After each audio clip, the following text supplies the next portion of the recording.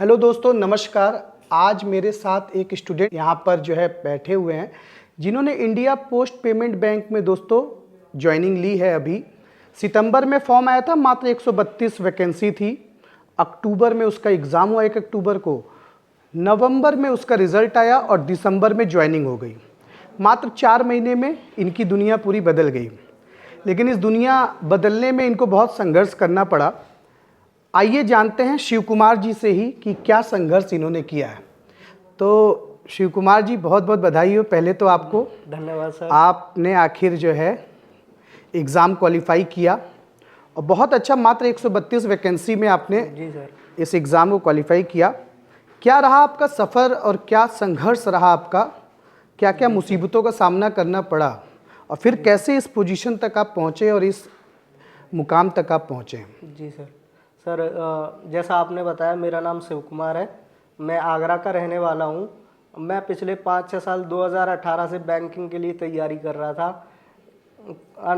कुछ कारणों की वजह से मेरा फाइनल सिलेक्शन नहीं हो पाता था, लेकिन इस बार आईपीबी में मेरा फाइनल सिलेक्शन हो गया है। 132 पोस्ट थी, जिसमें ईडब्ल्यूएस के लिए 11 वैकेंसी में मेरी रैंक 1 आई है। क्या बात है, बहुत बढ़िया, बहुत शानदार। तो क्या आपको फैमिली से सपोर्ट या फिर पड़ोसियों के ताने, ये सब तो हर आदमी को झेलना पड़ता है ना, रिश्तेदारों के, क्योंकि आप बहुत दिन से तैयारी कर रहे थे, तो कहीं आपको बीच में लगता था कि अब छोड़ देनी चाहिए तैयारी? कभी ऐसे विचार आते थे आपको गिव अप के? जी सर, इतना लंबा समय हो गया, बीच बीच में लगता था कि तुमसे नहीं हो पाएगा, लेकिन उस बीच में हमारे पीयूष सर मुझे बड़ा मोटिवेट करते थे, सपोर्ट करते थे, और जिसे कहते हैं कि पीछे से धक्का देने वाला सपोर्ट काम किया सर ने। जब भी मेरा सिलेक्शन नहीं होता था, तो सर पहले ऐसे इंसान होते थे जिनका फ़ोन आता था कि नहीं शिव कुमार, आप कर सकते हो, एक बार और प्रयास करो, हो सकता है आपकी अंतिम चाबी आपका ताला खोल सकती हो। और वही है, मेरी अंतिम चाबी ने ताला खोला और इंडिया पोस्ट पेमेंट बैंक में मेरा सिलेक्शन हुआ। तो इंडिया पोस्ट पेमेंट बैंक ही क्यों निकाल पाए या क्यों निकला, इसके पीछे क्या रीज़न आपको लगता है? Sir, India post payment bank का जो एग्ज़ाम हुआ था, उसका पैटर्न कुछ ऐसा था कि उसमें प्री और मेंस वाला झंझट नहीं था। अच्छा। प्री में जहाँ बैंकिंग के एग्ज़ाम में मैथ, रीजनिंग और इंग्लिश आता है, और जो जीए मेरा स्ट्रॉन्ग सब्जेक्ट हुआ था वो नहीं आ पाता था, तो जहाँ मैं पिछड़ जाता था। आईपीबीपी में क्या हुआ कि पहले ही पेपर में मुझे जीए मिल गया, और जहाँ के 30-30 नंबर के 5 सब्जेक्ट हुआ करते हैं आईपीबी में, 30 नंबर की जीए, 30 का रीजनिंग, 30 का मैथ, 30 की इंग्लिश और 30 का कंप्यूटर। और मेरा जीए इतना अच्छा गया पेपर कि 30 में से मेरे 28 मार्क्स आए हैं जीए में। क्या बात है। तो मेरा गेम चेंजर सब्जेक्ट था आईपीबी में सिलेक्शन के लिए जीए। तो आपको ऐसा क्यों लगा कि बाकी लोग कहाँ पिछड़ गए, किस चीज़ में पिछड़ गए होंगे आपसे? बाकी के लोग, जैसा कि बैंकिंग में हर बच्चा मैथ, रीजनिंग, इंग्लिश के धुरंधर होते हैं, और जीए में वो कहीं ना कहीं पिछड़ते हैं, और मेरे इतने अच्छे स्कोर, क्योंकि प्री में नहीं, प्री में होता नहीं है तो लोग पढ़ते ही नहीं है। तो वहाँ तुम 28 नंबर लीड कर गए। जहाँ तक मेरा सवाल है, जो मुझे लगता है कि मेरे 28 मार्क्स हैं, और एक नॉर्मल बैंकिंग का जो भी स्टूडेंट है वो 10-12 नंबर कलेक्ट कर पाता है, तो मुझे जहाँ तक महसूस होता है करीब करीब 15 मार्क्स की मेरी लीड रही होगी। अच्छा, तो आपने बहुत सारे सोर्सेज, बहुत सारे कोर्सेज भी इस 6 साल में आपने यूज़ किए होंगे, तो आप क्या सजेशन देना चाहेंगे हमारे अभ्यर्थियों को कि क्या करना चाहिए? इधर उधर खरगोश बन के इधर उधर प्लेटफॉर्म चेंज करते रहें, या क्या स्ट्रेटजी होनी चाहिए? जी, इस बारे में सर मैं कहना चाहूँगा कि जब मैंने 2018 में तैयारी शुरू करी थी, उस टाइम मुझे जो टीचर लगता था कि बाज़ार में इसका अच्छा चल रहा है, जो पीडीएफ चल रही है, मैं सारा कलेक्शन कर लेता था कंटेंट, और पढ़ते भी थे, लेकिन फाइनल उससे नहीं हो पाता था, क्योंकि कभी मतलब आप भीड़ को देखते थे कि भीड़ व्यूज आ रहा है इस चैनल पे, तो हाँ यही बढ़िया होगा, हाँ यही बढ़िया होगा। और कभी एक टीचर को पकड़ा, उनसे पढ़ा मैंने, फिर दूसरे को पढ़ा, 2 महीने इनसे की तैयारी, तो वो हो नहीं पाता था। इस बार मैंने जनवरी से ही तैयारी करी थी लगातार। जनवरी 2023 से मैंने पूरा जीए नोट्स बना के पढ़ना चालू किया, और सर की क्लास लेता था सुबह 5:30 बजे करंट अफेयर्स की, और बेस्ट 200 करता था, नोट्स बनाता था, तो मेरा इतना बढ़िया हो गया कि उसमें हाईएस्ट मार्क्स आए। तो फॉर्म भरने के बाद तैयारी शुरू करनी चाहिए या जनवरी फरवरी से ही शुरू कर देना चाहिए? जो स्टूडेंट अगर फॉर्म भरने के बाद तैयारी शुरू करना स्टार्ट कर रहा है, वो अपने पैर पे एकदम कुल्हाड़ी मारने जैसा है, क्योंकि बैंकिंग में प्री और मेंस के बीच में इतना टाइम नहीं होता, और उस बीच में अगर जो बच्चा रिजल्ट का वेट करता है उसको तो बहुत ही कम समय मिलेगा। और करंट अफेयर्स और जनरल अवेयरनेस एक ऐसा सब्जेक्ट है कि जिसको अगर आप साथ ही साथ नहीं पढ़ोगे, इवन नोटिफिकेशन आने से पहले 4 महीने पहले से आपकी प्रिपरेशन चालू होनी चाहिए, उसी के बीच में ही आप कर सकते हो, अदरवाइज पॉसिबल नहीं। यानी प्री की तैयारी के साथ ही मेंस की तैयारी करनी चाहिए, क्योंकि 10 दिन का मौका केवल मिलता है और प्री का कोई नंबर काउंट नहीं होता है, मेंस का ही नंबर काउंट होता है। तो जैसे आप 3 सब्जेक्ट पढ़ रहे हो, वैसे 4-5 सब्जेक्ट है, जैसे ग्रामीण बैंक में हिंदी भी है ना, इंग्लिश भी है, तो आप उसमें ऑप्शन भी चूज कर सकते हैं 40 नंबर का, ठीक है। तो आप हिंदी ले सकते हैं इंग्लिश की जगह, तो आप, लेकिन आपको पढ़ना पड़ेगा। हिंदी को भी आप हल्के में नहीं ले सकते, जीए को भी आप हल्के में नहीं ले सकते, या कंप्यूटर को भी आप हल्के में नहीं ले सकते। जैसे 3 सब्जेक्ट पढ़ रहे हैं, वैसे ही आप 6 सब्जेक्ट भी साथ ही साथ पढ़ते चलिए, ठीक है। अच्छा, कुछ एक कन्फ्यूज़न रहता है कुछ बच्चों को कि अगर मैं इंग्लिश में वीक हूँ तो मेरा सिलेक्शन नहीं हो पाएगा, इसलिए बहुत सारे गांव के बच्चे जो है वो तैयारी ही नहीं करते ये बैंक की। तो क्या आपको लगता है कि बिना इंग्लिश के भी बैंक की तैयारी की जा सकती है?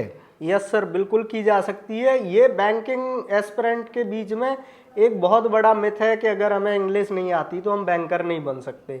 ग्रामीण बैंक की भर्ती आती है क्लर्क और पीओ के लिए, जिसमें आपको प्री में इंग्लिश नहीं मिलती और मेंस में आपको इंग्लिश की जगह हिंदी का ऑप्शन आता है, बशर्ते आपको बस प्री से पहले ही तैयारी चालू करनी पड़ेगी मेंस की, तो उसमें भी आप कर सकते हो। प्री का क्या पैटर्न रहता है? जो ग्रामीण बैंक है उसके प्री में 40 नंबर का मैथ आता है और 40 नंबर की रीजनिंग आती है। मैं पहले 2 बार 80 में से 80 कट मार्क्स ला चुका हूँ। क्लर्क में आप 80 में 80 ला चुके 80 हैं? में 80 मार्क्स 2 बार? 2 बार। क्या बात है, बहुत बढ़िया। और फिर मेंस में कौन सा सब्जेक्ट आप चूज करते थे? इंग्लिश और हिंदी में विकल्प होता है? मेंस में मैं हिंदी चूज करता था। हिंदी चूज करते थे, तो हिंदी लेकिन पढ़नी पड़ेगी, मातृभाषा पढ़नी है। पड़ेगी। हाँ। ऐसा नहीं है कि अगर हम इस मिथ में कि हम हिंदी भाषी क्षेत्र के हैं हमें हिंदी आ जाएगी, तो इतना आसान हिंदी भी नहीं होता, पढ़ना पड़ता है हिंदी को भी। अच्छा, एक और मिथ है, गलतफहमियां हैं बच्चों में कि एसएससी और स्टेट लेवल में मैथ्स जो है इजी आता है या जीए इजी आता है। तो आपको क्या लगता है कि मैथ्स क्या डिफरेंस है एसएससी और स्टेट लेवल का और बैंक का, और जीए में क्या डिफरेंस है एसएससी लेवल और इसका, अगर बैंक का? हम स्टेट लेवल और एसएससी और बैंक तीनों को अगर एक साथ कंपेयर करें, तो अगर जो सिंसियर बच्चा होगा वो सबको कंबाइंड करके एक साथ तैयारी कर सकता है। बैंकिंग वाले को जो पढ़ना पड़ता है उसका बड़ा शॉर्ट सिलेबस होता है। अगर कोई स्टेट वाला बच्चा मेरी बात ध्यान से सुने तो वो बैंकिंग की तैयारी भी कर सकता है साथ ही साथ।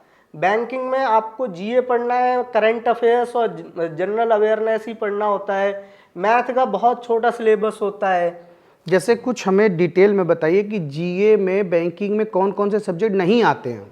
जीए में आपको जो एसएससी में आते हैं। बैंकिंग में आपको हिस्ट्री नहीं पढ़नी, आपको इकोनॉमिक वो नहीं पढ़ना, पॉलिटी, नहीं पढ़नी, साइंस नहीं पढ़नी, जो फैक्चुअल टर्म्स हैं वो नहीं पढ़ने आपको।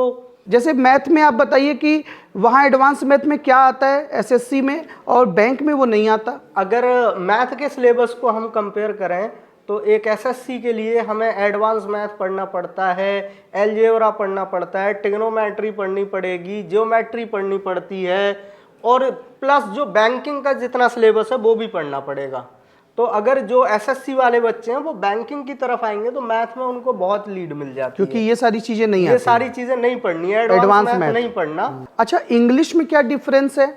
जो एसएससी का इंग्लिश है और बैंक की इंग्लिश है? इतना ज़्यादा डिफरेंस नहीं है, दोनों ही लैंग्वेज है, सिनोनियम, एंटोनियम, कॉम्प्रिहेंशन सब कुछ सेम ही पूछा जाता है। हालांकि मैं जो एसएससी और जो स्टेट वाले हैं उसमें आपको ईडियम, फ्रेसेस और ये सारी चीज़ें पूछी जाती हैं, जो इधर बैंकिंग में वो भी नहीं होता है।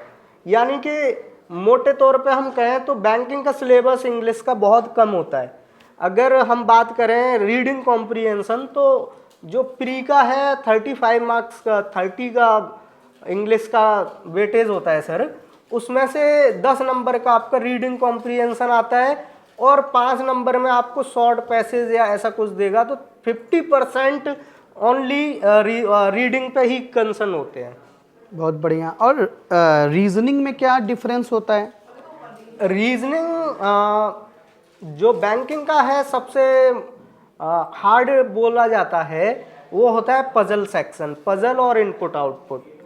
अगर कोई एसएससी का बच्चा बैंकिंग की रीजनिंग पढ़ना चाहता है तो बैंकिंग के सिलेबस के अलावा उसको इनपुट आउटपुट और पजल ही करना है, बाकी का मोर एवर सिलेबस सेम ही होता है। अब मैं चाहूँगा कि आप अब जो है सब्जेक्ट वाइज थोड़ा स्ट्रेटजी बता दीजिए कि रीजनिंग में क्या अप्रोच होना चाहिए, क्या गलतियां करते हैं बच्चे, और किस किस टीचर को आपने फॉलो किया किस सब्जेक्ट के लिए, और क्या स्ट्रेटजी होनी चाहिए, बच्चों को थोड़ा गाइड करिए। जी सर, तो सबसे पहले मैं रीजनिंग के लिए बात करूं तो रीजनिंग का जो सिलेबस है वो इतना ज़्यादा टफ नहीं होता, लेकिन एक गाइडेंस की ज़रूरत होती है। तो मैं रोहित रघुवंशी सर थे, शुरुआत से ही मैं उनसे पढ़ा हुआ था, तो सर थोड़े पर्सनली भी मुझे जानते थे, तो उन्होंने मुझे बताया कि ऐसे करना है। तो मैंने बाकी की जो टेक्निक है वो खुद ही आपको सॉल्व ही करने से आएगी रीजनिंग। और रीजनिंग के लिए अगर मैं आपको ट्रिक्स बताऊं कि जिन पे आप काम करके अपनी रीजनिंग स्ट्रॉन्ग कर सकते हैं, तो पर डे आपको 5 पजल्स सॉल्व करनी है और 5 इनपुट आउटपुट और एक मॉक टेस्ट लगाना है सेक्शनल।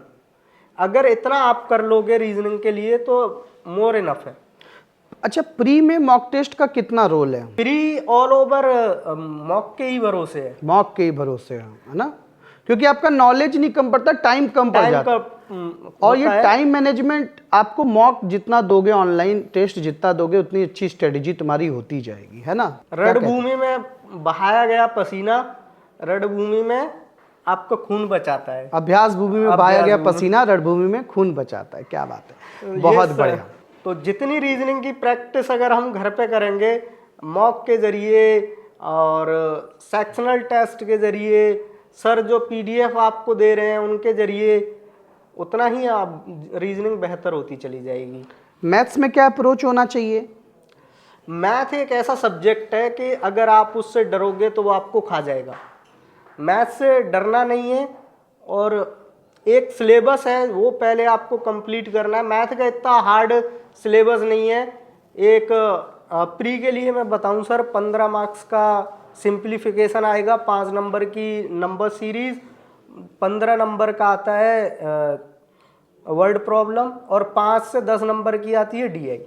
बस ये 4-5 टॉपिक हैं जिनका आपको डेली 10-10 क्वेश्चन सॉल्व करने हैं। और विद इन मंथ में गारंटी दे सकता हूँ, आज की तारीख से 1 महीने तक कोई स्टूडेंट ये स्ट्रेटेजी फॉलो कर ले, उसका मैथ 100% स्ट्रॉन्ग हो जाएगा।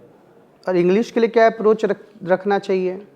इंग्लिश के लिए सर मैं जो करता था कि सुबह करंट अफेयर्स पढ़ना। ये कुछ लोगों को बड़ा अजीब लग रहा होगा कि इंग्लिश के लिए सर करंट अफेयर्स क्यों बता रहे हैं। तो जो चीज़ें बैंकिंग के कॉम्प्रिहेंशन में आती है वो मेंस में जाके तो कहीं ना कहीं इकोनॉमी और बैंकिंग से रिलेटेड ही पूछा जाता है। तो आप द हिंदू पढ़ोगे उससे पहले आपको करंट अफेयर्स पढ़ना है। तो वहाँ जो कुछ टर्मिनोलॉजी होती हैं वो आपको जब भी समझ में आएंगी जब आप करंट अफेयर्स करोगे। तो इंग्लिश के लिए बात करते हैं अलग से, तो सेम इंग्लिश के लिए आपको ग्रामर के जो रूल्स हैं वो करने ही करने होंगे। ऐसा नहीं है कि कुछ लोग कहते हैं, कुछ टीचर भी कहते हैं कि अगर आप केवल रीडिंग करोगे जब भी हो जाएगा। हालांकि में रीडिंग का वेटेज ज़्यादा होता है, लेकिन आपको ग्रामर भी करनी होगी, क्योंकि जब आप शब्दों की गलतियां नहीं समझ पाओगे तो उसमें जो लिखा है उसको कहाँ से समझ पाओगे।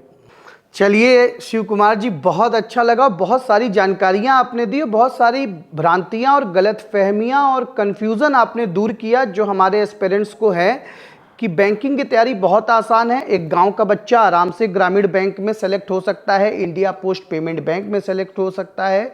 और आप देख रहे हो एक ऐसे एग्जाम को इन्होंने किया जिसमें मात्र 132 वैकेंसी थी। तो बहुत कम लोगों ने फॉर्म भरा। पहला तो कंपटीशन वहाँ हट गया। दूसरा, सब मैथ इंग्लिश रीजनिंग पढ़ रहे हैं, इनके पहले एग्जाम में जीए मिल गया तो इन्होंने जीए से एक बहुत बड़ा वेटेज लिया। तो ऐसे एग्जाम खोजिए, अगर आपका जीए स्ट्रांग है तो ऐसे एग्जाम खोजिए जिसमें कि प्री मेंस का चक्कर ही नहीं है। मात्र 132 वैकेंसी में इन्होंने सिलेक्शन ले लिया। तो ये कुछ बातें हैं, थोड़ा भीड़ से अलग हट के आपको करनी पड़ेगी। तो बहुत अच्छा लगा और मैं जो है आपको कुछ देना भी चाहूँगा ना। तो सबसे पहले तो भाई रोजगार भी तंकी चैनल की तरफ से जो है ये मेडल हर सेलेक्टेड बच्चे को जो है पहनाया जाता है। तो ये मैं आपको पहनाऊंगा, है ना, है कि नहीं? आइए सर आप दीजिए। तो ये देखिए, तो ये हम लोग एक टी शर्ट देते हैं अपने रोजगार भी तंकी चैनल का और सर। एक मेडल देते हैं अपने बच्चों को। तो बहुत अच्छा लगा और ऐसे ही आगे बढ़ते रहिए, तैयारी छोड़नी नहीं है, अभी और आगे जाना है। बिल्कुल सर, एक बार फिर किसी दूसरी जगह चयनित होके दोबारा रोजगार विद अंकित चैनल पे आएंगे सर। बिल्कुल बिल्कुल, थैंक यू सो मच, शुक्रिया, धन्यवाद, बाय बाय।